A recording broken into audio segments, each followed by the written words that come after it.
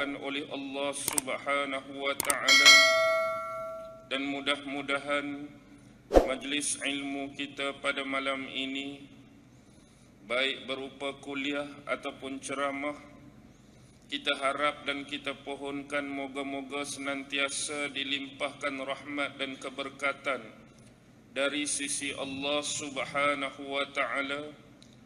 Lebih-lebih lagi di hadapan saya, tuan-tuan dan puan-puan adalah penuntut-penuntut sebahagian daripada ilmu-ilmu Allah Subhanahu wa taala, insya-Allah. Terima kasih kepada pihak masjid yang sekali lagi menjemput dan memberi peluang kepada saya untuk memberikan kuliah ataupun ceramah berhadapan dengan tuan-tuan dan puan-puan pada malam ini, daripada pengerusi AJK dari yang teratas sampailah yang ke bawah. Terima kasih juga kepada tenaga-tenaga kerja yang menjayakan program kita pada malam ini. Seterusnya hadirin hadirat, muslimin muslimat yang dirahmati dan dikasihi sekalian. Pada malam ini saya lebih nak membawa kepada tuan-tuan dan puan-puan satu bentuk kuliah yang santai dan bersahaja. Kita tidak akan memasukkan unsur-unsur berat, unsur-unsur haqqa, tetapi kita lebih suka untuk memilih tentang bagaimana peranan dakwah yang seharusnya kita lakukan di dalam kehidupan kita, baik dakwah dalam peringkat yang kecil bersama dengan pasangan, suami, isteri dan anak masing-masing, bersama dengan kelompok dan lingkungan terdekat kita, saudara mara, adik-beradik, kaum kerabat, dan seterusnya, konteks yang lebih besar dan lebih luas. Tetapi persoalannya, bagaimana kita nak menyampaikan peranan kita di sekeliling dan di dalam lingkungan kita. Seharusnya yang paling pertama ialah kita palingkan kepada perjuangan dan dakwah Nabi Muhammad sallallahu alaihi wasallam untuk kita ikutkan sebagai tauladan, untuk kita ikuti sebagai pengajaran dan mengambil iktibar daripada sejarah kehidupan dan sejarah dakwah Nabi Muhammad sallallahu alaihi wasallam itu sendiri.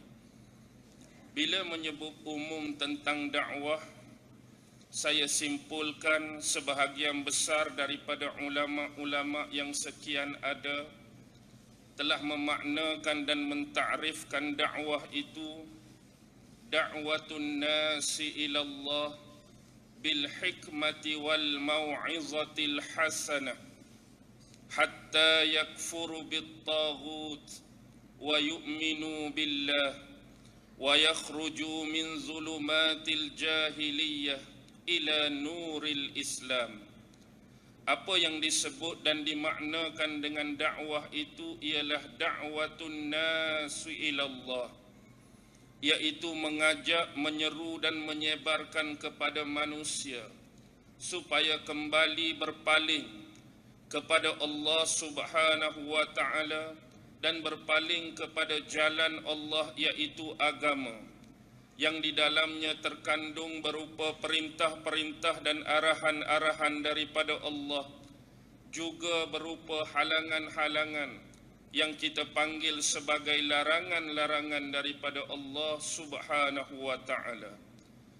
Tujuan utama kita menyebar, kita berdakwah ialah untuk mengajak manusia kembali kepada Allah. Ingat tuan-tuan dan puan-puan, walaupun siapapun kita, baik pendakwah, baik pentabligh, baik mereka yang mengaku nak mengajak manusia lain ke jalan Allah, jangan sesekali kita mengajak manusia berpaling ke arah kita. Kita bukan berdakwah nak suruh jadi popular, tidak. Kita bukan berdakwah nak suruh jadi glamour dan terkenal, tidak. Kita tidak suruh berdakwah tadi semata-mata nak mencari habuan keduniaan, semata-mata nak mencari kemewahan, tidak. Kita berdakwah bukan semata-mata nak suruh di belakang kita mempunyai ribuan, malahan mungkin jutaan follower dan pengikut-pengikut. Kita berdakwah bukan semata-mata nak suruh ramai orang datang mendekati, ambil gambar, berselfie dengan kita pun tidak. Tetapi kita berdakwah nak ajak orang tadi kembali pada Allah, kembali pada jalan Allah, iaitu Islam. Bila kita kata kita nak ajak orang pada Allah, apakah benda-benda yang akan kita gunakan? Apa dia sumber-sumbernya? Apa dia ujaran yang baik? Sama ada dari sudut tutur kata, sama ada dari sudut secara lisan pengajaran tersebut, bahkan lebih jauh unsur-unsur praktikal yang kita kandungkan dalam ilmu adab, ilmu etika dan ilmu akhlak. Tuan-tuan dan puan-puan, kadang-kadang ramai di antara kita mengeluh, apa yang saya dakwahkan wahai ustaz adalah Al-Quran. Apa yang saya dakwahkan ialah As-Sunnah. Tetapi tidak kurang di kalangan pendengar-pendengar, tidak kurang di kalangan penonton-penonton yang tidak suka. Ada di kalangan mereka yang membenci, ada di kalangan mereka yang meluat, ada di kalangan mereka yang mengkritik. Kalau kita sebagai seorang pendakwah, sebagai seorang da'i pada jalan Allah, benda-benda yang saya sebutkan tadi adalah perkara biasa. Dia merupakan rencah-rencah dan asam garam dalam kehidupan seorang pendakwah. Mana mungkin bila kita berdakwah, kita nak 100% semua orang ikut cakap kita. Mana mungkin dalam dunia dakwah, bila kita bercakap semua 100% suka pada kita. Bila kita berdakwah semua 100% akan mengakui keilmuan dan kepakaran kita. Tidak. Bila kita palingkan kepada sejarah dakwah Nabi Muhammad sallallahu alaihi wasallam, satu benda yang patut kita ambil perkiraan ialah Nabi Muhammad adalah Nabi dan Rasul yang terakhir dan disifatkan pula dengan 4 sifat yang terbaik. Siddiq ada pada Muhammad, tabligh ada pada Muhammad, fatanah ada pada Muhammad, amanah ada pada Muhammad. Pendek kata, dengan status Muhammad sebagai Nabi dan Rasul terakhir, dengan sifat-sifat tadi, apa sahaja yang keluar daripada bibir dan mulut Muhammad, pastinya tiada seorang pun yang akan melawan dan menentang. Setiap perbuatan-perbuatan yang lahir daripada kepribadian dan tingkah laku Muhammad, pasti semuanya akan menyenangkan manusia lain. Setiap ikrar-ikrar dan pengakuan daripada Nabi Muhammad pasti akan mudah penerimaan kepada manusia lain.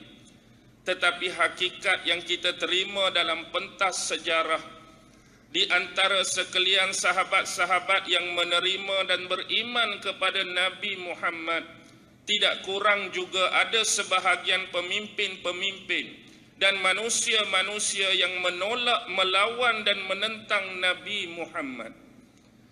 Kalaulah Nabi Muhammad itu sendiri dilawan, ditentang, apatah lagi kita sebagai umat Muhammad yang sudah jauh daripada keberadaan dan hayat baginda. Hari ini kita dicemuh, hari ini kita dimarahi, hari ini kita dibenci, hari ini orang meluat, hari ini orang marah. Itu adalah satu benda yang biasa.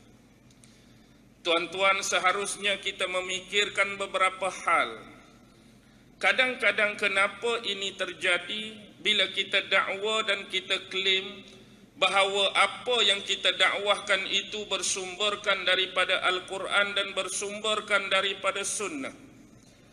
Kadang-kadang kritikan dan komen itu bukan kerana dua sumber tadi, tetapi kritikan dan komen tadi adalah kerana mungkin kesilapan dan kesalahan dalam kita menghuraikan dan mentafsirkan kedua-dua sumber tadi. Saya bukan marah dekat ustaz, saya bukan meluat dan benci dekat ustaz bila ustaz bacakan ayat-ayat Al-Quran dan hadis-hadis Nabi. Tetapi yang jadi kami tidak senang hati bila pentafsiran bagi ayat yang dibaca, penghuraian bagi ayat yang dibaca, penerangan bagi hadis yang dibaca dan dikeluarkan tadi adalah jauh tersasar dan tersimpang daripada penghuraian, penerangan dan penjelasan yang sebenar.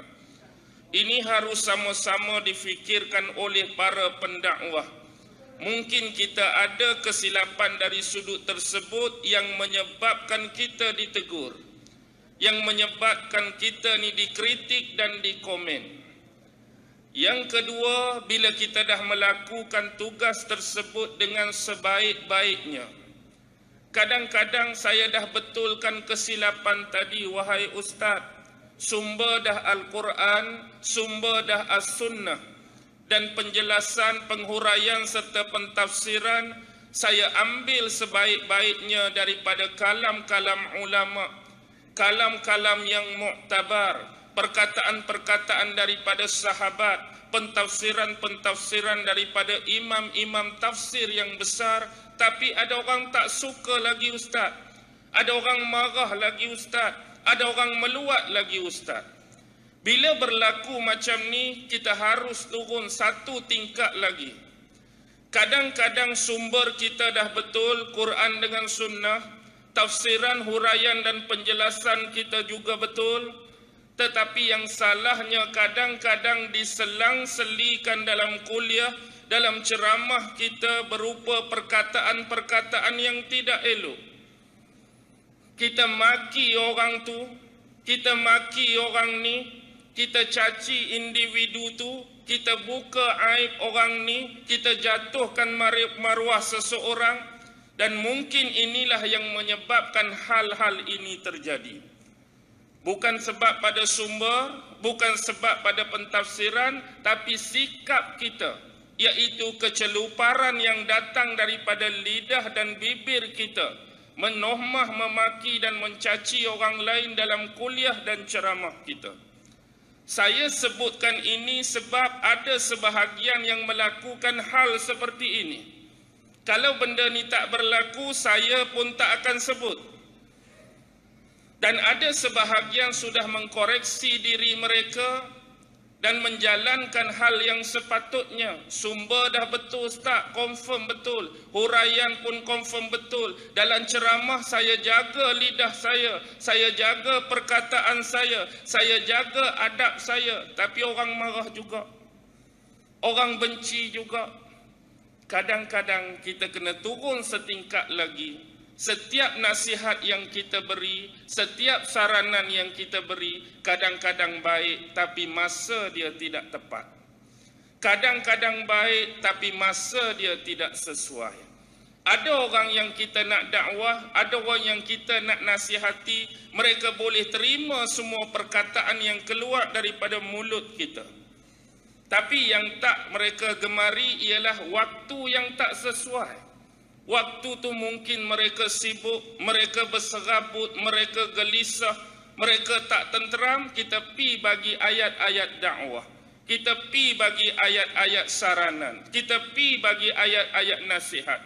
Inilah yang akan berlaku penafian dan penolakan. Apapun ini adalah sebahagian contoh rencah-rencah dan asam garam dalam dunia dakwah. Ingat satu benda, walaupun ada orang yang suka, akan ada sebahagian manusia yang tidak akan menggemari kita. Bila kita nak dakwah pada Allah menggunakan sumber-sumber dan unsur tadi, sampai tahap mana? Hatta yakfuru bit-taghut. Sehingga semua manusia ini berpaling dengan meninggalkan apa yang disebut sebagai taghut. Kita nak suruh manusia-manusia tinggalkan taghut. Apa dia taghut? Taghut diistilahkan sebagai pelampauan batas. Dalam apa-apa hal sekalipun, kita kena duduk pada tingkat yang paling tengah. Jangan kita melampau dan jangan kita slow atau terlampau lembab. Saya boleh bagi satu kronologi yang paling mudah. Tuan-tuan, kalau kita menyertai konvoi, kita suka motosikal berkuasa tinggi. Bila nak bermula konvoi, maka pengarah konvoi bagi ucapan, bagi penerangan. Kita ni semua geng-geng mak motor. Walaupun motosikal kita berkuasa tinggi, bila kita nak lalu dan kita nak redah lebuh raya nanti, kilometer yang kita akan ambil ialah antara 90 hingga 100. Semua orang kena lari dengan kelajuan tersebut. Kita ada yang 1000 cc, 1200 cc, 1500 cc. Apa kehilnya nak naik 80, 90 selalu duk redah 18200, 18200. Ni konvoi. Hang tak mau keluar. Okey, semua setuju? Setuju. Jadi bila konvoi benar-benar berlaku dan berlangsung, maka semua naik antara rating tersebut 90, 100, 90, 100, 90, 100. Tiba-tiba bayangkan ada yang melampau. Tak dengar cakap. Lalu dia pun 1416, 1416, dia dah terkedepan. Bila dia terkedepan, jumpa simpang 3 lagu mana? Aku pula tak ambil pengetahuan tadi. Bila jumpa simpang 3 ni, straight ke, kiri ke, kanan. Last kali buat pendirian sendiri. Kiri kot. Dia pun pi kiri. Pi dah 1416 dia. Tiba-tiba konvoi sampai di situ, rupa-rupanya kanan. Apa jadi tuan-tuan? Dia boleh tersimpang, dia boleh tersesat, dia boleh tersasar.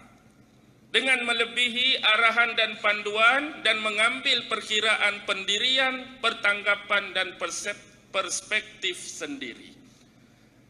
Terlalu perlahan, terlalu lembat pun tak boleh juga.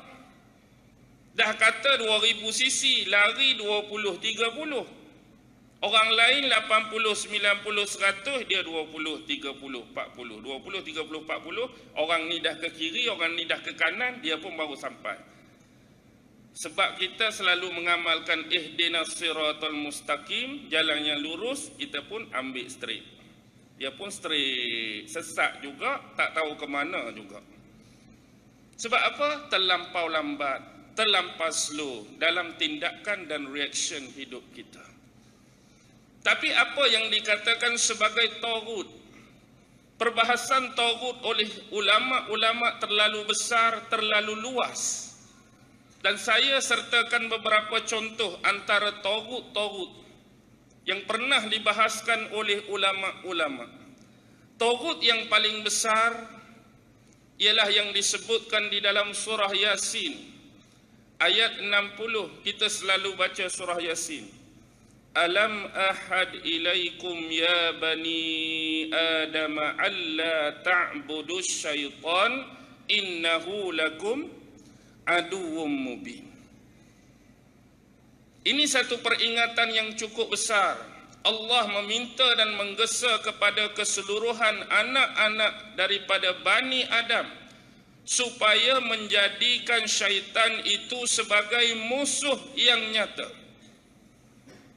Kita bukan nak menjadikan syaitan dan iblis ni sebagai kawan, bukan menjadikan mereka sebagai qarib, bukan menjadikan mereka sebagai pendamping dan mempunyai kedekatan dan kehampiran dengan kita, tetapi menjadikan iblis, si taghut ini sebagai musuh yang nyata bagi kita. Jadi taghut yang pertama adalah iblis. Kenapa dia melakukan pelampauan batas? Bila dia mendurhakai dan melanggar perintah daripada Allah Subhanahu wa taala. Apa yang Allah perintahkan, dia langgar. Apa yang Allah perintahkan, dia tak mau dengar. Apa yang Allah perintahkan, dia abaikan. Sehingga pelampauan Dia kagum dengan dirinya sendiri, obses dengan kelebihan-kelebihan yang ada pada dia. Aku dijadikan daripada api, sedangkan Adam dijadikan daripada tanah. Aku dah berpuluh-puluh ribu tahun melakukan ibadah, sujud menyembahmu wahai Allah, sedangkan Adam satu ibadat pun masih tidak dilakukan. Aku dikurniakan ilmu-ilmu yang banyak dan pelbagai, sedangkan Adam tiada satu ilmu pun yang ada pada dia. Ini adalah bentuk taghut, bentuk obses, cenderung mengangkat diri sendiri yang disebut dalam pengistilahan sebagai anania. Dia rasa bangga dengan keupayaan diri dia sehingga cenderung obsesi diri tadi melanggar dan mendurhakai arahan-arahan dan perintah daripada Allah. Jangan sesekali kita melakukan sikap sama seperti yang pernah disikapkan oleh iblis.